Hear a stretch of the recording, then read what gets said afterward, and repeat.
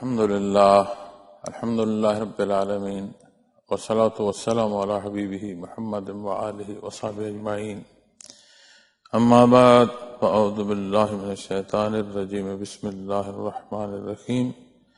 فجعلناها نقالا لما بین یدیہ وما خلفہا وموعظۃ للمتقین اللہم سبحانک لا علم لنا الا ما علمتنا انک انت العلیم الحکیم مولایا صلی وسلم دائما ابدا علی حبیبک من زانت بہ الاسر معزز سامعین کرام، السلام علیکم ورحمۃ اللہ وبرکاتہ۔ شاید باری تعالیٰ ہے پھر اس قصے کو ہم نے عبرت بنا دیا ان کے ہم اثر لوگوں کے لیے اور بعد میں آنے والوں کے لیے اور نصیحت پرہیزگاروں کے لیے۔ یہ وہ آیات کریمہ ہیں جہاں بنی اسرائیل کے حوالے سے اللہ کریم نے ارشاد فرمایا کیسے کیسے اللہ کریم نے ان پر انعامات فرمائے اور کس طرح انہوں نے ناشکری کی۔ نبی کریم صلی اللہ علیہ وسلم جب دعوت حق ارشاد فرما رہے ہیں تو یہاں بھی اسی طرح وہ تند و تیز مخالفت کی پوری کوشش کر رہے ہیں، اور اللہ جل شانہ نے انہیں وہ احسانات یاد دلائے ہیں جو ان کے اعداد پر اللہ کریم نے فرمایا۔ ان میں بیشتر حصے ایسے ہیں اور بیشتر تکالیف کی دوری ایسی ہے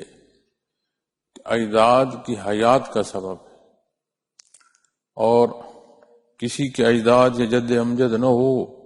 تو بعد کی بحث تو ختم ہو جاتی ہے۔ تو اللہ کریم نے ان کی نسل کا دوام اور اس سے متعلق جو اپنے احسانات ارشاد فرمائے ہیں یہاں ان کا اظہار فرمایا جا رہا ہے۔ قرآن کریم معزز سامعین کرام اللہ کریم کا کلام ہے۔ اللہ جل شانہ نے جہاں اس میں بے شمار برکات رکھی ہیں وہاں یہ حق و باطل کی ایسی تقسیم فرماتا ہے، حق اور باطل جو ہے واضح ہو جاتا ہے، اور روز روشن کی طرح حق و باطل میں وضاحت مکلف مخلوق کی پیروی کے لیے آسانی کا سبب ہوتی ہے۔ اس سے پچھلی آیہ کریمہ میں اللہ کریم نے ارشاد فرمایا وَلَقَدْ عَلِمْتُمُ الَّذِينَ اعْتَدَوْا مِنْكُمْ فِي السَّبْتِ فَقُلْنَا لَهُمْ كُونُوا قِرَادَةً خَاسِئِينَ، کہ یقیناً تم اپنے لوگوں کو جانتے ہو، یعنی ایسے لوگ جو پہلے گزر چکے ہیں اور ان کا گزرنا مبہم نہیں ہے، وہ روایات تمہارے پاس موجود ہیں کہ وہاں کیا واقعہ پیش آیا۔ تو انہوں نے جب ہفتے کے دن سے حکم عدولی کی تو پھر ان پر جو سزا مسلط فرمائی گئی، تو اس میں مفسرین کرام جہاں بندر کے حوالے سے بیان فرماتے ہیں وہاں یہ فرماتے ہیں کہ نوجوان تو بندر بن گئے لیکن جو بوڑھے تھے وہ خنزیر بن گئے۔ حضرت شعیب علیہ السلام آپ کے رفقاء، یہ وہ ماجرا ہے کہ جب انہوں نے اپنے اندر سے اللہ کی برگزیدہ ہستیوں کو الگ کر دیا، صرف کفر و شرک اور یہ انکار رہ گیا، تو غضب الہی جو ہے اس کے مستحق ٹھہرے۔ اقوام سابقہ سے متعلق بیشتر جگہ پر جب بات سزا کی آتی ہے تو من حیث القوم سزا مسلط کی گئی، عذاب جو ہے ان پر نازل کیا گیا، وہاں سوائے ان کے کہ جن پر اللہ کریم کی رحمت ہوئی، اللہ کریم نے ان کے اعمال کو شرف قبولیت بخشی۔ بعثت محمد رسول اللہ صلی اللہ علیہ وسلم اللہ کریم کا اتنا بڑا احسان ہے کہ اجتماعی عذابات اٹھا لیے گئے۔ جیسے یہاں بیان فرمایا گیا کہ انہوں نے جب انکار کیا، حد سے نکلے، کونوا قرادۃ خاسئین، تو اس حد کا نکلنا جو ہے ان پر یہ عذاب نازل ہوا کہ ان کی شکلیں بگڑ گئیں، ظاہراً شکلیں بگڑ گئیں۔ اسی طرح کہیں آگ برسی، کہیں پتھر برسے،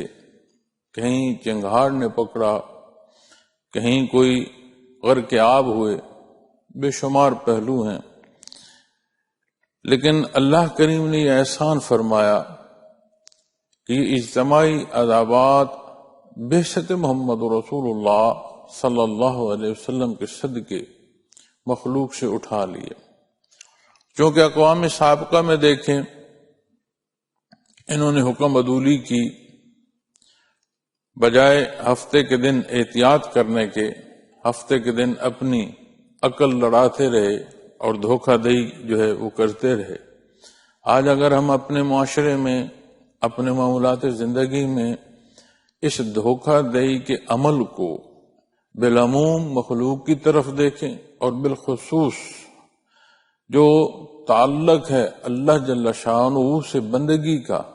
اس تعلق میں دیکھیں، اور میں نہیں سمجھتا کہ بہت باریک بینی کی ضرورت پیش آئے گی، سمجھ آ جائے گی کہ کتنی ہی کمزوریاں ہم جو ہیں وہ ایسی کر رہے ہیں جہاں حکم عدولی ہو رہی ہے۔ عبادات کی ادائیگی میں دیکھیں، جو رب کائنات نے مخلوق کا مابین رشتہ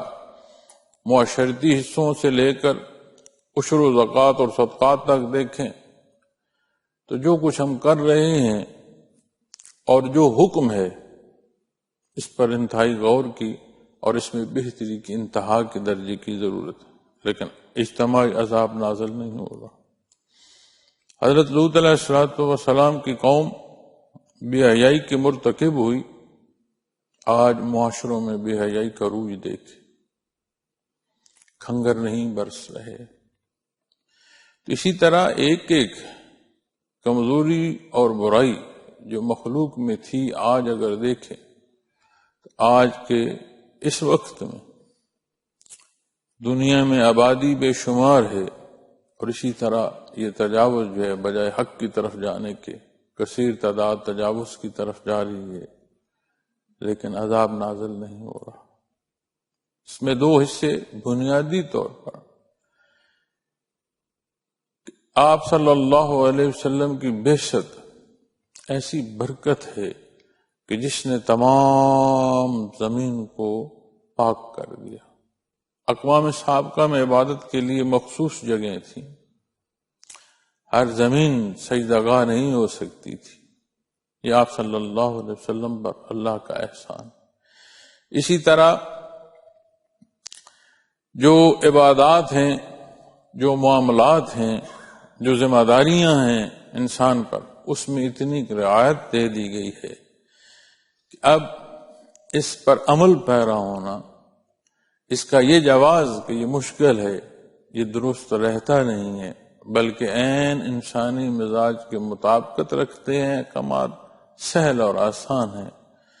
اور جب اللہ جل شانہ یہ ارشاد فرماتے ہیں ہم کسی کی استطاعت سے زیادہ اس پر جو ہے حکم کا نفاذ نہیں کرتے، تو اس سے مراد تو بالعموم ہم اس صبر کی حیثیت سے لیتے ہیں یا کیفیت سے لیتے ہیں کہ کسی کو کوئی نقصان ہوا تو اس پر اتنا وزن نہیں ڈالا گیا جتنی اس کی استطاعت نہ تھی، تو اس نے صبر کیا یا نہ کیا، اس معنوں میں لیتے ہیں۔ جہاں بھی یہ آیہ کریمہ نازل ہوئی ہے وہاں اس کی ابتدا و انتہا میں دیکھیں تو سمجھ آتی ہے کہ حضرت رحمۃ اللہ تعالی علیہ نے کیسی خوبصورت تفسیر فرمائی کہ جو احکامات دین ہیں یہ انسانی استطاعت کے مطابق ہیں، یہ زائد نہیں ہیں۔ پھر معزز سامعین کرام، جب ان بگڑی ہوئی شکلوں کی بات کرتے ہیں، کردار کی بات کرتے ہیں، تو اقوام سابقہ پر تو عذابات نازل ہوئے، تو یہاں استثناء ظاہری نصیب ہو گیا، لیکن کردار کا اثر جو ہے وہ ضرور اثر انداز ہوتا ہے۔ سردی ہے تو سردی محسوس ہوگی، گرمی ہے تو حدت محسوس ہوگی۔ اسی طرح جب انسان دنیا کے امور میں داخل ہوتا ہے تو جس طرح کا راستہ یا راہ اختیار کرتا ہے اس طرح کے اثرات مرتب ہوتے ہیں۔ اب جب راستہ مٹی کا ہوگا تو وجود کپڑے گرد آلود ہوں گے، ظاہری شکل و صورت اللہ کریم نے احسان فرمایا، بھرم رکھ دیا اس مخلوق کا، اور جو حصہ باطنی ہے اس پر اس کے اثرات ایسے مرتب ہوتے ہیں کہ انسانی کردار کے مطابق روح کی جو شکل ہے وہ ڈھلتی چلی جاتی ہے۔ اس موضوع پر جب صوفیاء کرام بحث فرماتے ہیں تو وہ اعمال کہ کمی بیشی ہو لیکن ایمان سلامت ہو تو بھی انسانی شکل روح کی نہیں رہتی، حیوانی شکل میں تبدیل ہونا شروع ہو جاتی ہے لیکن حلال، اور جب ایمان تک زائل ہو جائے تو پھر حرام جو جانور ہیں ان کی شکل جو ہے روح اس میں ڈھلنا شروع ہو جاتی ہے۔ اس حوالے سے سلسلہ عالیہ میں بھی اور شعبہ تصوف میں ایک ایسا مراقبہ کرایا جاتا تھا، رؤیت اشکال، کہ یہ مراقبہ اگر پختہ ہو تو آپ دیکھ سکتے ہیں کہ لوگ ظاہراً جو بنی نوع انسان ہیں، حضرت آدم علیہ السلام کی اولاد ہیں، لیکن کردار سے جو ان پر اثر مرتب ہوئے تو اب ان کی جو اندر حقیقی کیفیت ہے وہ کیا ہے، اور وہ کیفیت اور حال روح پر اس درجے کی وارد ہوتی ہے اس کی شکل کردار کے مطابق ہوتی چلی جائے۔ جس طرح قرآن کریم نے فرمایا نسیماہم فی وجوہہم من اثر السجود، تو اللہ جل شانہ کرم اور احسان فرمائے کہ ورا نیکی تقوی نصیب ہو تو جوں جوں نکھار روح میں آتا ہے، جوں جوں روشن چہرہ روح کو نصیب ہوتا ہے، اس کا اثر ظاہری چہرے تک آیا ہونا شروع ہو جاتا ہے۔ دوسرا پہلو، دنیا میں بے شمار خرابیاں خرافات ہیں، لیکن نبی کریم صلی اللہ علیہ وسلم کے حضور جب عرض کیا گیا کہ یا رسول اللہ صلی اللہ علیہ وسلم قیامت کب قائم ہوگی، آپ صلی اللہ علیہ وسلم نے ارشاد فرمایا کہ جب تک دنیا میں آخری اللہ اللہ کرنے والا بندہ موجود ہے تب تک قیامت قائم نہیں ہوگی۔ لا تقوم الساعة حتى لا يقال في الارض اللہ اللہ او كما قال محمد رسول اللہ، یعنی قیام دنیا کی جو روح ہے وہ ایمان ہے، وہ نور نبوت ہے جو ظاہری اور باطنی پہلوؤں میں مخلوق میں چل رہا ہے۔ اس کا کلی انکار نہیں ہو سکتا، مشروط انکار ہو سکتا ہے، کسی کی طرف اشارہ کر کے کسی کی ذات کو زیر بحث لا کر یہ کہا جا سکتا ہے کہ یہ وہ کیفیات کا عمل فرد نہیں ہے، کلی انکار نہیں ہو سکتا، چونکہ اس پر شہادت ہے ارشادات محمد رسول اللہ صلی اللہ علیہ وسلم۔ اگر یہ دنیا قائم ہے، اگر صبح و شام ہے، زندگی کو دوام ہے، ہر کو اپنی فرصت کی تکمیل کو جا رہا ہے اور فرصت کی تکمیل ہو رہی ہے، تو پھر اس کا سبب نور ایمان ہے جو مخلوق میں موجود ہے۔ اللہ کریم ہمیں توفیق عطا فرمائے کہ یہ کیفیت اور حال ہم جیسے خطا کاروں کو نصیب ہو، نصیب رہے، اور اسی کے ساتھ جو دنیا کا سفر ہے اختتام پذیر۔ پھر اگلے حصے میں جہاں آج ارشاد فرمایا فَجَعَلْنَا نَقَالًا لِمَا بَيْنَ يَدَيْهَا وَمَا خَلْفَهَا وَمَوْعِظَةً لِلْمُتَّقِينَ، کہ اس قصے کو ہم نے عبرت بنا دیا۔ یہ عمومی واقعہ نہیں ہے کہ انسان حیوانی شکل میں بندر اور سور بن جائیں اور وہ سوچ اور ذہن وہی رہے، وجود اس شکل میں ڈھل جائے، کیونکہ مفسرین کرام یہاں یہ بھی لکھتے ہیں کہ جب دیوار کی دوسری طرف سے جو چیخنا اور چنگاڑ تھی، عجیب و غریب آوازیں تھیں، اس طرف جب اہل حق تشریف لے گئے تو وہ عزیزداری تو تھی، قبیلہ تو تھا، تعلق تو تھا، بے ایمانی جو ہے انہوں نے اختیار کی اور ڈوبے، تو وہ پھر اپنے اپنے جو عزیز تھے ان کے پاس قریب جا کر عجیب و غریب آوازیں نکالتے تھے اور اپنا جو ہے دکھڑا سنانے کی کوشش کرتے تھے۔ تو اس میں نے غالباً پچھلی دفعہ بھی عرض کیا کہ آپ صلی اللہ علیہ وسلم کے حضور یہ سوال بھی ہوا کہ کیا جو بندر اور خنزیر ہیں ان کی نسل میں وہ بھی شامل ہیں یا ان کی نسل سے ہیں، تو آپ صلی اللہ علیہ وسلم نے فرمایا کہ جس قوم پر عذاب نازل ہوا وہ کچھ وقت کے بعد ختم ہو گئی، اس کی نسل نہیں رہی۔ تو یہ جو آج جانوروں کو ہم دیکھتے ہیں اس حوالے سے، تو یہ تو اس کے پیشتر سے ہیں، یہ ارشاد فرمایا آپ صلی اللہ علیہ وسلم نے۔ پھر اس قصے میں آپ دیکھیں کہ اتنی بڑی تعداد، اس قبیلے کی لگ بھگ تعداد جو کلی تعداد مفسرین کرام لکھتے ہیں وہ قریباً 70-80 ہزار کے قریب کا لگ بھگ وہ بیان فرماتے ہیں۔ اب اتنی بڑی تعداد بستی وہ سمندر کنارے ہے جہاں آمد و رفت بھی ہے، اور اتنا بڑا واقعہ ہونا، تو یہ نہ صرف جنہیں ایمان اور ہدایت نصیب تھی ان کی تقویت کا سبب بنا، بلکہ پھر جہان میں بسنے والی جو آبادی ہے اس کے لیے بھی ایک سبق بنا۔ تو فرمایا پھر اس قصے کو ہم نے عبرت بنا دیا، دوسروں کے لیے عبرت کا نشان ہو گیا کہ اگر اس راہ کو چنو گے، اس راہ کا اپنے لیے اختیار کرو گے تو یہ نتیجہ ہوگا۔ پھر فرمایا اور ان کے ہم اثر لوگوں کے لیے، یعنی اس زمانے میں جہاں تک لوگ بستے تھے، جب وہاں تک یہ بات پہنچی تو پھر صرف سزا تو نہ پہنچی، جو حکم تھا اس کے خلاف جو کیا اس کا نتیجہ کیا تھا، اور حکم کے مطابق جو عمل کیا وہاں کی زندگی کیسی ہے۔ ہم اثر لوگوں کے لیے بھی ایک ایسا سبق آموز واقعہ آیا کہ وہ اپنے لیے نصیحت حاصل کر رہے تھے۔ پھر فرمایا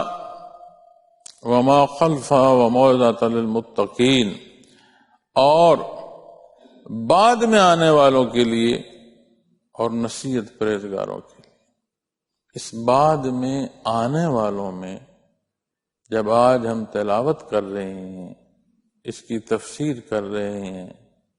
شرف ہم کلامی ہے، تو کیا یہ موضوع زیر بحث نہیں؟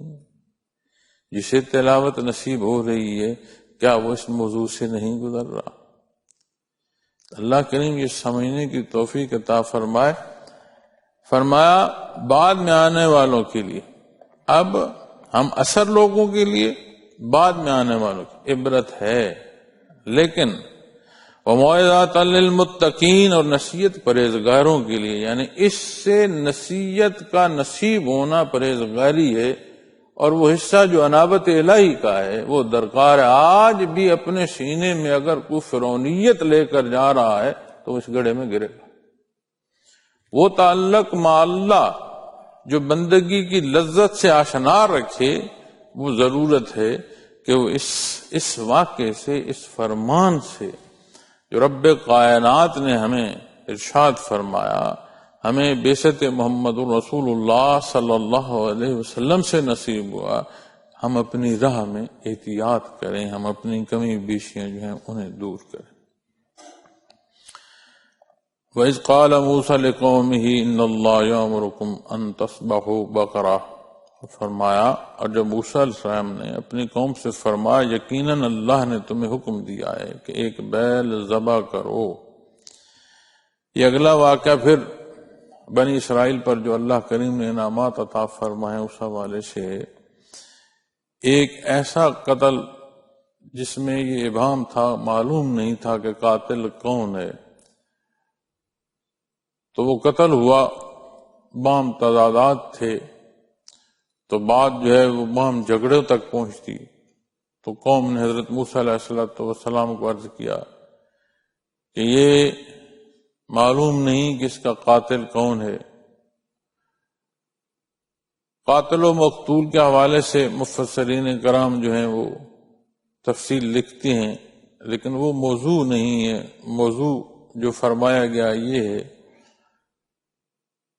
تو وہ کسی نے لالچ میں قتل کیا، یا کسی نے رشتے میں قتل کیا، عزیزداری میں کسی نے قتل کیا، یا غیر عزیزداری سے کسی نے قتل کیا، لیکن ایک قتل ہوا اور قاتل نامعلوم ہے، کوئی معلوم نہیں کہ قاتل کون ہے۔ تو ایک دوسرے کی طرف جو اعتراضات اٹھ رہے ہیں وہ بام جو ہے وہ فساد کا سبب مزید جو ہے وہ بنتے چلے جا رہے ہیں۔ آپ علیہ السلام کو قوم نے یہ عرض کیا کہ اس پر ہمیں رہنمائی فرمائیں کہ یہ قتل کس نے کیا، اللہ سے ہمیں پوچھ کر بتائیں کہ یہ قتل کس نے کیا۔ تو پھر یہ واقعہ جو سورہ بقرہ جس نام سے ہے، اس بیل کا واقعہ انہی آیات کریمہ میں بیان فرمایا گیا ہے کہ بیل ذبح کیا جائے، اس کے گوشت کا ٹکڑا جو ہے اس مردے کو لگائیں تو وہ زندہ ہوگا، اور وہ زندہ ہو کر اپنے وہ واقعہ جو قتل کا ہے وہ خود بیان کر دے گا، تو کسی اور شہادت کی ضرورت نہیں دے گی۔ معزز سامعین کرام، جہاں یہ عجیب و غریب واقعہ ہے، اس میں بے شمار پہلو ہیں کہ جہاں یہ سبق کہ جس نے عمل کیا اسے سزا کا سبب ہوا، رب کائنات نے حضرت موسیٰ علیہ السلام کی دعا کو سنا، بیل کا ذبح ہونا امور تکوینیہ میں اسے دیکھیں تو ایک بنی اسرائیل ہی کا نیک آدمی جب قریب المرگ ہے تو اس نے اپنا بچڑا جنگل کو ہانکتے ہوئے اپنی اولاد کی رزق کی اس کے حضور دعا کی۔ جتنی شرائط یہ عائد کرتے گئے پوچھتے گئے اتنی وہ شرائط اس بیل کو مخصوص کرتی گئیں۔ یہ اپنی ہیلے حوالے کرتے رہے، اپنے لیے سختی بڑھتی رہی۔ دوسری طرف اللہ کریم نے جن کو رزق عطا فرمانا تھا ان کے رزق کا سبب ہوتا چلا گیا۔ پھر جہاں اس سے یہ معلوم ہوتا ہے کہ کوئی بات فرمائی گئی ہے دینی تو اس پر عمل کرو، کوئی بزرگ رہنما کوئی بات دینی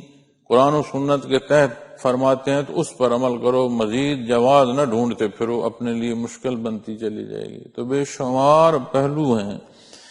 جو اس واقعے میں ہمیں نصیب ہوتے ہیں۔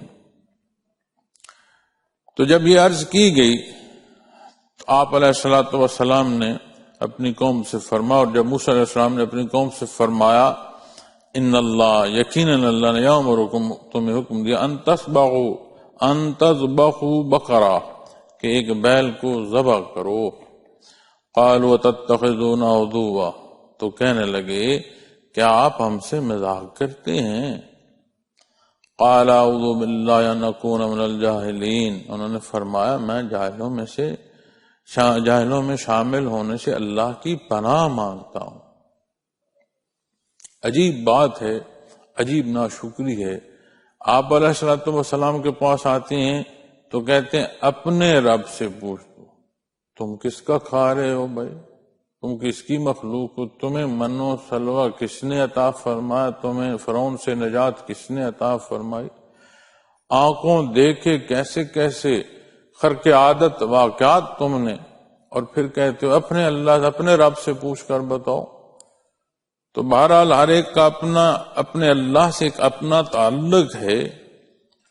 تو اختتام کا انحصار اسی تعلق پر جو ہے وہ پھر آہستہ آہستہ مرتب ہوتا چلا جاتا ہے۔ اللہ کریم کمی بیشی معاف فرمائے۔ پھر اللہ کے اولو العزم پیغمبر اور رسول ہیں اور وہ کہہ رہے ہیں کہ آپ ہم سے مذاق کر رہے ہیں، تو اس رشتے کو، اس تقدس کو جو دینی ہے اسے دیکھ کر رائے قائم کرنی ہے۔ جو مقام حضرت موسیٰ علیہ السلام کا ہے اس مقام کو دیکھتے ہوئے انہوں نے جواب نہیں دیا، انہوں نے اپنے آپ کو دیکھتے ہوئے جواب دیا۔ جیسے وہ سوچ تھی، جیسا وہ کردار تھا، ویسا انہوں نے کہا کہ آپ ہم سے مذاق کرتے ہیں۔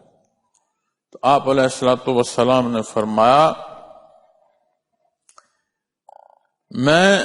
جاہلوں میں شامل ہونے سے اللہ کی پناہ مانگتا ہوں کہ کہیں کمی بیشی واقع ہو جائے تو اپنے آپ کو اللہ کی پناہ میں لانا ہے۔ انہوں نے جو اعتراض کیا وہ اپنی جہالت کی بنا پر کیا، اپنی جو سوچیں اور نیتیں اس کی بنا پر کیا۔ جواب جو ارشاد فرمایا گیا یہ نہیں فرمایا کہ ہاں ایسا نہیں ہے، نہیں فرمایا اس عمل سے میں اپنے اللہ کی پناہ مانگتا ہوں۔ تو یہاں جو سبق ہمیں ملتا ہے کہ جب بھی کوئی عمل ہو، کوئی بات ہو، تو اسے اللہ کی طرف منسوب کرنا چاہیے، اپنی جرت میں نہیں پڑے رہنا چاہیے میں یہ کر لوں گا، میں روک لوں گا، نہیں، ہم کمزور ہیں۔ تو وہاں تحفظ لینا ہے جہاں تحفظ لینے کا فرمایا گیا ہے، جہاں حقیقی تحفظ واقعتاً موجود ہے کہ اپنے آپ کو حفاظت الہیہ کی طرف لے جایا جائے۔ پھر یہ جو ہے نا مزاح، اس مزاح کا بھی ایک پیمانہ ہے۔ ہم مزاح کرتے ہیں جس میں تضحیک ہوتی ہے، تضحیک مزاح نہیں ہے، وہ زیادتی ہے اپنے بھائی سے یا جہاں جس سے کی جائے وہ زیادتی ہے۔ خوش طبعی کے لیے بات ایسی کرنا جس سے سب کو خوشی پہنچے، وہ تو مزاح کے معنوں میں آتا ہے۔ جو ہم کرتے ہیں یہ مزاح کے معنوں میں نہیں، یہ تضحیک کے معنوں میں آتا ہے۔ تضحیک باہم فساد پیدا کرتی ہے، باہم جھگڑا پیدا کرتی ہے، اتفاق کو توڑنے کا سبب بنتی ہے تضحیک۔ تو جو مزاح کے معنوں میں ہوگا وہ فرحت دیتا ہے، خوشی دیتا ہے۔ آپ صلی اللہ علیہ وسلم کے حضور ایک خاتون حاضر ہوئیں، صحابیہ نے عرض کی کہ یا صلی اللہ علیہ وسلم آخرت میں جنت کی دعا انہوں نے آپ سے عرض کی۔ آپ نے فرمایا بی بی وہاں تو بوڑھا تو جنت میں نہیں جائے گا، وہاں تو جوان جنت میں جائیں گے۔ تو وہ ایسے نہ تھوڑی سی پریشان ہو کر کہا یا صلی اللہ علیہ وسلم پھر میرا کیا ہوگا، جو ہم بوڑھے ہمارا کیا ہوگا؟ آپ نے فرمایا آپ کو اللہ جوان کر کے جنت میں بھیج دے۔ اسی طرح حضرت جی رحمۃ اللہ تعالی علیہ نے تفسیر میں ایک واقعہ بیان فرمایا کہ آپ کے حضور حاضر ہوئے، صحابی سوال کیا کہ اونٹ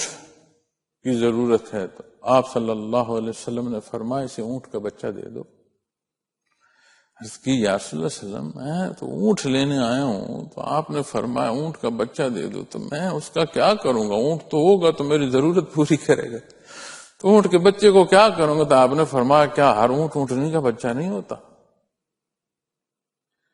اسی طرح ایک محفل میں تشریف فرمایا، جلوہ افروز ہیں آپ صلی اللہ علیہ وسلم، صحابہ کرام رضوان اللہ علیہ اجمعین بیٹھے ہیں، کھجوریں نوش فرمائی جا رہی ہیں۔ تو حضرت علی رضی اللہ تعالیٰ عنہ نے تو جو گٹھلی تھی آپ جہاں رکھ رہے تھے اپنی گٹھلیاں اس میں رکھتے رہے، تو آخر میں عرض کی کہ دیکھیں کھجور سب سے زیادہ کس نے کھائی؟ آپ صلی اللہ علیہ وسلم نے مسکرا کر فرمایا ایسے کو بھی دیکھا جو گٹھلی بھی کھا گئے۔ تو یہ وہ حصے ہیں جو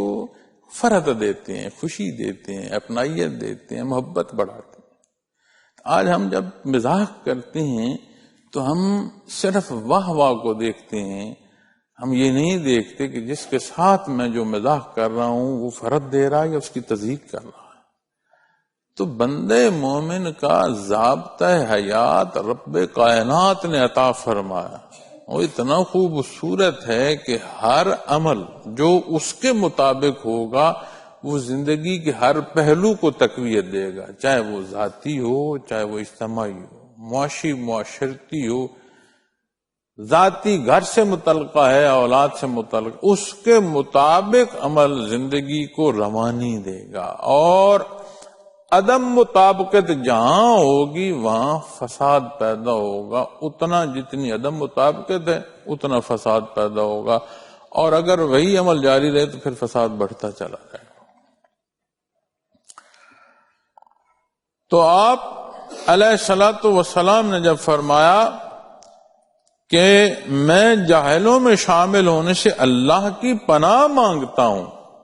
تو ہمارے لیے سبق ہے کہ کہیں بھی کوئی موقع پیش آئے اپنے آپ کو اللہ کی امان میں دینا چاہیے۔ رب العالمین ہے، ہر ایک کی ہر لحظے ہر ضرورت پوری فرماتا ہے، اس کی امان میں پہنچ کر پھر خیر ہے۔ لیکن جہاں ہم اپنی بہادری دیکھتے ہیں پھر وہ دکھاتے ہیں۔ حضرت نوح علیہ السلام کے بیٹے نے کہا تھا نا کہ میں کشتی پر سوار نہیں ہوتا، میں پہاڑ پر چڑھ جاؤں گا، ایک ہی لہر آئی، اس گفتگو کے بعد ایک ہی لہر آئی، پھر غرق آب ہو گیا۔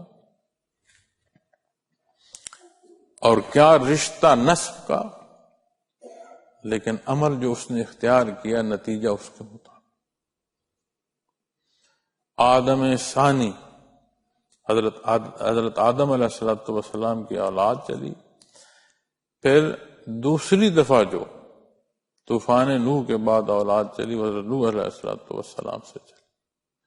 آپ علیہ السلام کو آدم ثانی بھی جو ہے وہ کہا جاتا ہے۔ تو نسب کیا تھا، لیکن جو عمل تھا، جس راہ کا انتخاب کیا، وہاں پھر نسب بھی کام نہیں ہے، وہ رشتہ بھی کام نہیں ہے، نتیجہ اس عمل کے مطابق ہے۔ اس لیے جہاں جو معاملہ پیش آئے اپنے آپ کو اللہ کریم کی حفاظت میں دے دینا چاہیے۔ پھر مزید ایک پہلو جو حضرت جی رحمۃ اللہ تعالی علیہ نے علم اور جہالت کی بحث میں فرمایا کہ جب آپ نے فرمایا کہ میں پناہ مانگتا ہوں اپنے اللہ کی کہ میں جاہلوں میں سے نہ ہوں، تو آج ہم عالم کی یا جاہل کی جو بحث ہے وہ کیا ہے؟ جو خبریں جمع کی جاتی ہیں، اطلاعات،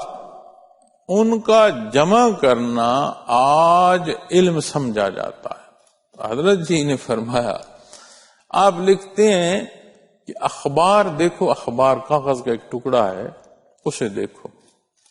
اس پر دہی خبروں سے لے کر شہری، ملکی اور انٹرنیشنل لیول تک، بین الاقوامی جو خبریں ہیں وہاں تک کی باتیں لکھی ہوتی ہیں، لیکن وہ کاغذ کا کاغذ رہتا ہے، اس پر عالم یا جہل کی بحث نہیں ہو سکتی۔ اسی طرح جب کوئی علم کسی پر اثر مثبت مرتب نہیں کر رہا، اس کی سوچ، اس کی عمل کو بدل نہیں رہا، اور جہاں جس موضوع پر بات کرو اس موضوع سے متعلق اس کے پاس الفاظ موجود ہیں، تو وہ فرماتے ہیں یہ علم نہیں ہے، یہ خبر ہے، اس نے خبریں جمع کی ہیں۔ آج ہمیں جو علم کے نام پر پڑھایا جا رہا ہے، یہ ضرورت کا سٹاف جو پورا کرنا ہوتا ہے نا، یہ صرف اس کا سبب ہے۔ آگے جو محکومی میں جو لوگ کام کی ضرورت ہیں، انہی کی تکمیل جو ہے وہ ہمارا نظام تعلیم کر رہا ہے۔ نظام تعلیم انسانیت کو تقویت نہیں دے رہا۔ اب علم کی حقیقت، قرآن کریم زمین و آسمان کی وسعتیں، گھاس کی پیدائش سے لے کر فضا میں اڑنے والے پرندوں تک کی مثال، روٹی روزگار، پھر جانوروں کے وہ رزق جو وہ اٹھائے نہیں پھرتے، جو وقت کا کھایا مل گیا، اگلے وقت کا پھر اللہ عطا فرما، بڑی باریک مثالیں ارشاد فرما۔ پھر فرماتا ہے غور کرو یہ نظام کیا ہے، یہ نظام تمہیں وحدانیت باری تعالیٰ پر پہنچاتا ہے، اور جو حق تمہیں عطا فرمایا گا یہ تمہاری استعداد سے مطابقت رکھتا ہے۔ اس حق کو اگر کوئی پہچان نہیں سکا اور وہ انسانیت میں سے ہے تو وہ انسان کے درجے پر نہیں رہتا، وہ گر جاتا ہے۔ وہاں پھر عالم کا لفظ استعمال نہیں ہو سکتا، وہاں پھر جہالت ہوگی۔ وہ کون سا علم ہے جو اس حقیقت سے آشنا نہ کر سکے کہ یہ جو چند روزہ زندگی ہے، یہ جو صبح و شام ہے، مجھ سے پہلے کتنی مخلوق رہی، میرا گزرتا دن بھی جو ہے میری شکل و صورت میں بھی فرق پیدا کرتا جا رہا ہے۔ حقیقی زندگی تو وہ ہے جہاں ختم ہی نہیں ہوئی۔ تو وہ جو تعلق مع اللہ ہے اور جو ایک امتی کا رشتہ ہے، اس پہچان میں جس درجے کا فقدان آئے گا اس درجے کی جہالت ہے۔ ضرورت جو اپنی پوری کرنی ہے، معزز سامعین کرام، یہ مچھلی کے بچے کو تیرنا کوئی نہیں سکھاتا،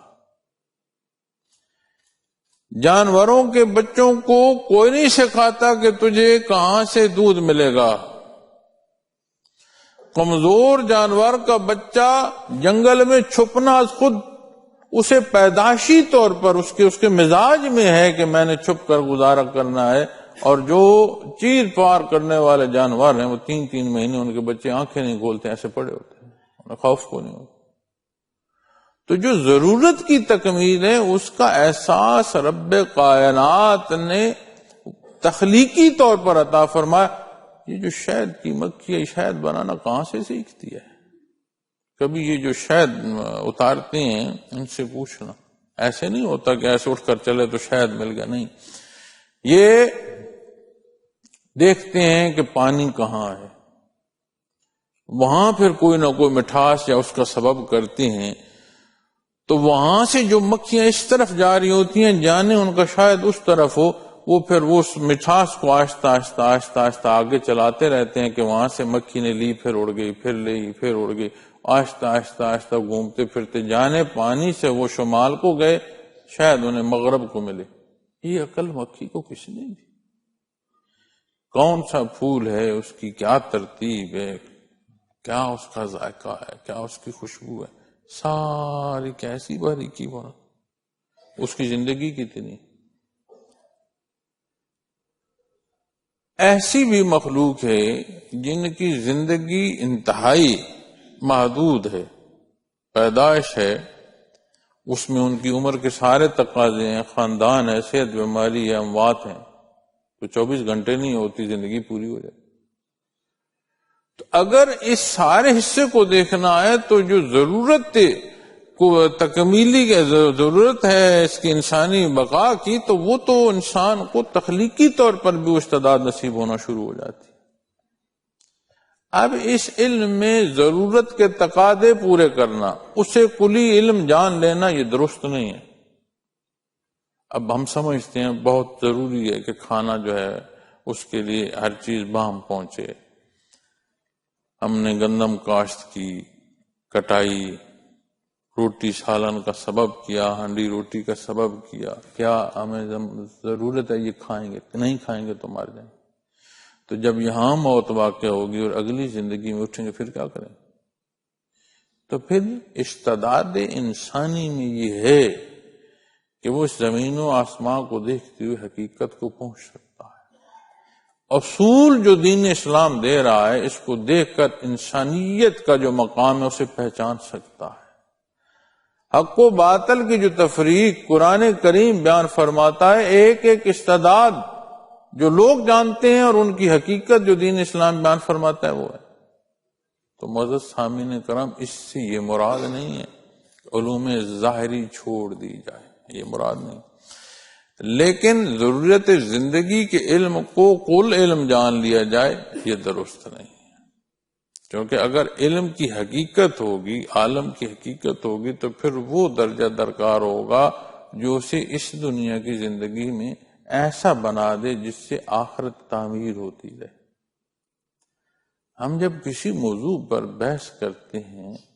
تو ہمارا زور موضوع نہیں ہوتا، ایک دوسرے کو غلط یا صحیح ثابت کرنا ہمارا موضوع بن جاتا، اور یہ رواج ہمارے